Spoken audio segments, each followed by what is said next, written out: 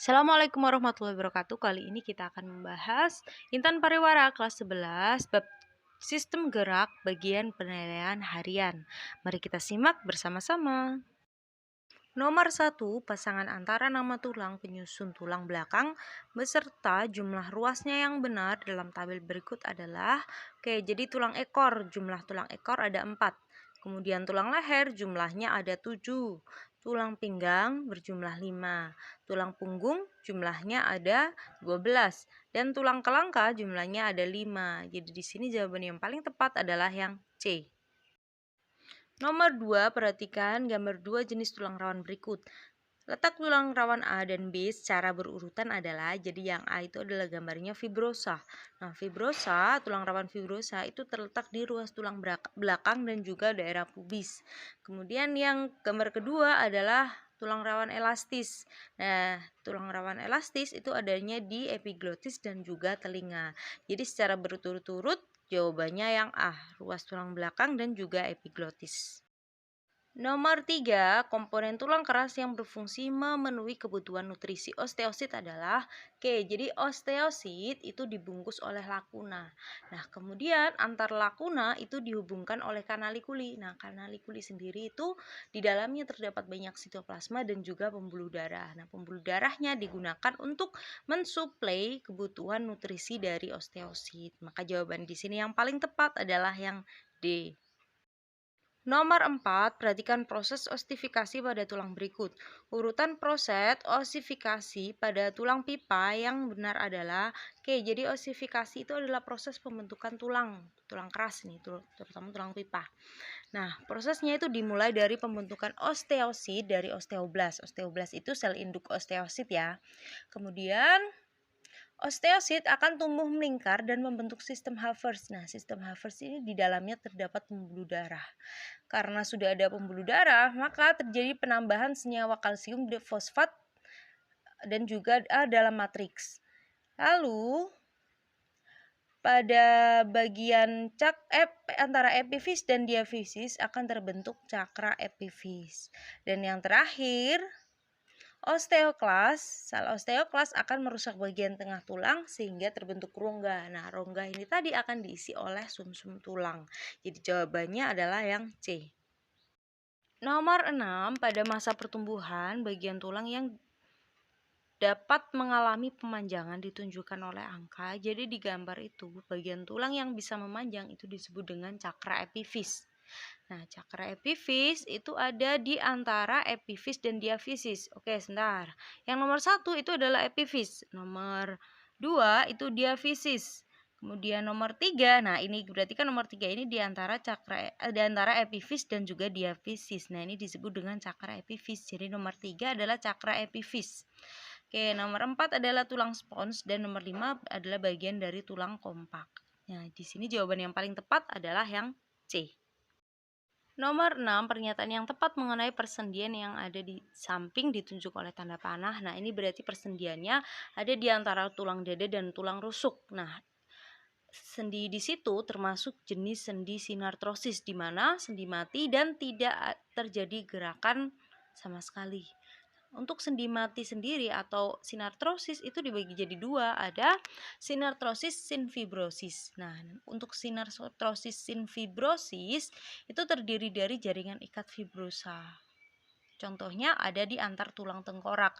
Kemudian untuk yang sinartrosis sinkondrosis itu terdiri dari jaringan tulang rawan kartilago hialin. Contohnya ada di bagian tulang dada dengan tulang rusuk. Jadi persendian tersebut tersusun atas tulang rawan hialin sehingga tidak memungkinkan terjadinya pergerakan. Jawabannya yang A.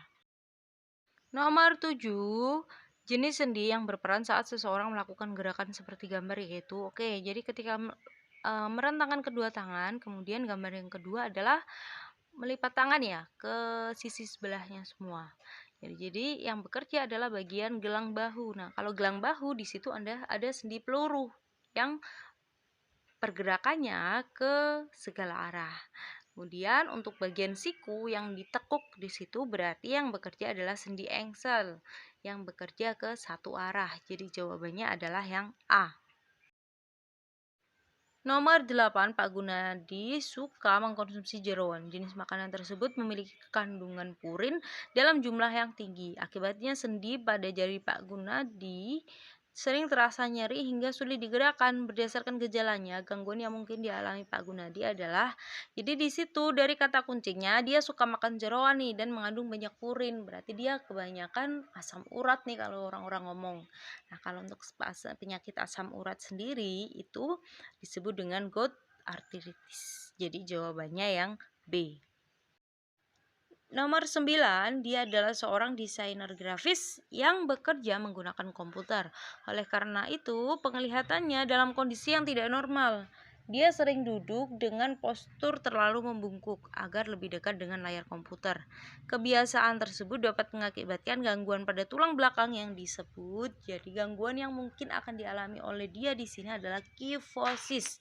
Kenapa? Karena kifosis itu bentuk tulang belakang melengkung ke arah luar tubuh atau ke belakang yang mengakibatkan penderitanya menjadi terlihat bongkok atau bungkuk itu tadi.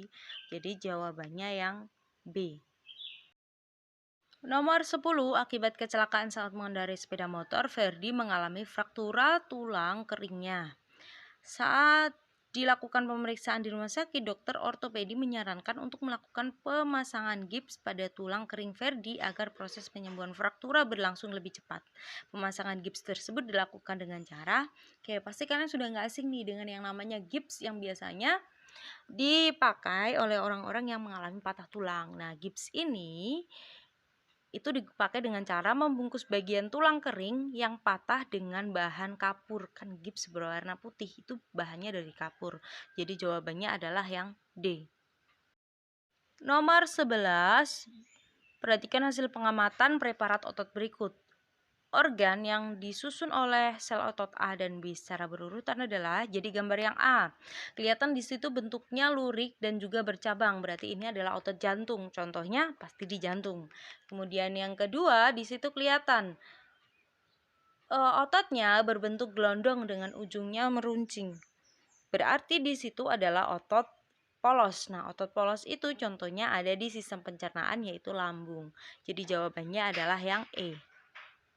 Nomor 12, salah satu karakteristik otot yang melekat pada rangka tubuh manusia adalah berkontraksi secara kuat dan berirama. Kalau berirama ini biasanya adalah jantung. Kontraksinya berlangsung lambat. Nah, ini biasanya otot polos. Mempunyai diskus interkalaris, ini juga otot jantung. Bekerja di bawah kesadaran. Nah, ini baru ciri dari otot lurik atau otot rangka. Kalau yang E bekerja secara involunter, berarti tanpa kehendak ya atau tidak sadar. Bukan, kalau tidak sadar itu otot jantung dan juga otot polos. Jawabannya yang D. Nomor 13, pada saat otot mendapatkan rangsangan, asetilkolin dalam otot akan membebaskan ion kalsium. Nah, ion kalsium tersebut akan berikatan dengan, jadi ion kalsium itu berikatan dengan troponin. Nah, berikatannya ion kalsium dengan troponin itu akan menyebabkan terbukanya daerah tropomiosin sehingga kepala miosin dapat berikatan dengan bagian aktin. Jadi di sini jawabannya adalah yang C. Nomor 14, perhatikan gambar struktur sarkomer berikut. Sel otot berkontraksi pada bagian sarkomer yang akan saling bertautan ditunjukkan oleh angka. Jadi di sini gambarnya sarkomer dari mulai ujung sebelah kiri ini sampai dengan ujung sebelah kanan. Nah, untuk yang nomor 1 itu adalah aktin, nomor 2 garis M, kemudian yang nomor 3 adalah titin, nomor 4 adalah miosin, dan nomor 5 adalah garis Z. Nah, jadi garis Z-nya ada 2 nih, sebelah kanan sama sebelah kiri. Itu yang membatasi sarkomer. Saat otot berkontraksi, maka antara aktin dan miosin di situ akan saling terkait. Mereka keduanya akan saling memendek. Nah, berarti di situ jawabannya adalah yang A, gambar 1 dan juga gambar 3. Oke, lanjut ke nomor 15. Peristiwa yang terjadi pada saat otot dalam keadaan relaksasi. Oke, kita bahas satu persatu. Yang A, penguraian glikogen menjadi oktosinogen itu adalah keadaan di mana otot relaksasi. Yang B, penguraian kreatin fosfat menjadi kreatin adalah saat otot kontraksi. Kemudian penguraian ADP menjadi AMP ini juga saat otot kontraksi. Penguraian ATP menjadi ADP juga terjadi saat otot dalam keadaan kontraksi.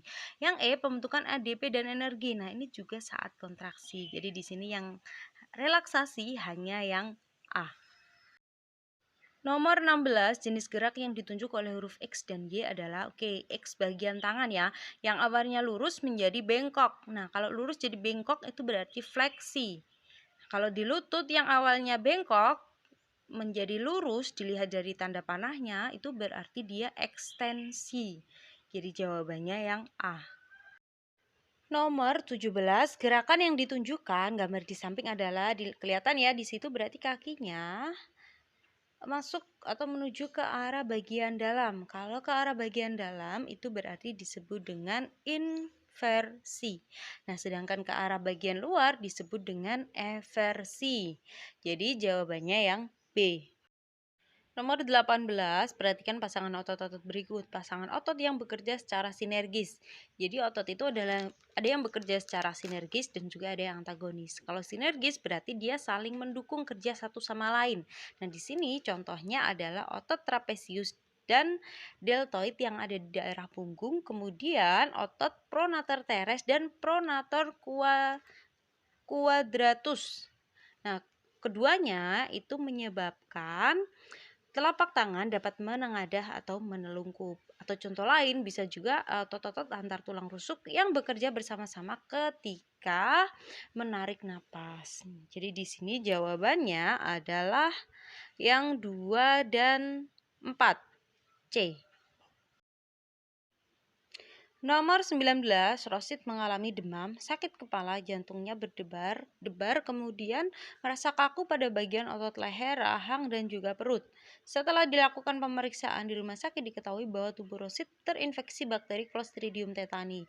Berdasarkan hasil pemeriksaan tersebut, Rosid didiagnosis menderita penyakit. Jadi ada kata-kata kaku bagian otot atau bisa disebut dengan kejang otot, dan juga di sini yang utama adalah bakteri penyebabnya Clostridium tetani.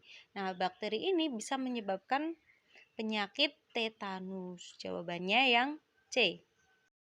Nomor 20, Glovan melakukan olahraga tanpa pemanasan. Akhirnya mengalami kejang otot dan kekurangan cairan elektrolit. Kondisi tersebut mengindikasikan bahwa Glovan mengalami. Nah, kalau ada kata-kata kejang otot, berarti dia mengalami kram. Nah, kram itu keadaan di mana tiba-tiba otot itu merasa tegang dan sulit untuk digerakkan dan juga disertai dengan rasa nyeri. Kram itu bisa terjadi ketika kamu berolahraga tapi tanpa melakukan pemanasan. Jadi jawabannya yang A. Sekian pembahasan kita kali ini. Semoga bermanfaat. Terima kasih. Wassalamualaikum warahmatullahi wabarakatuh.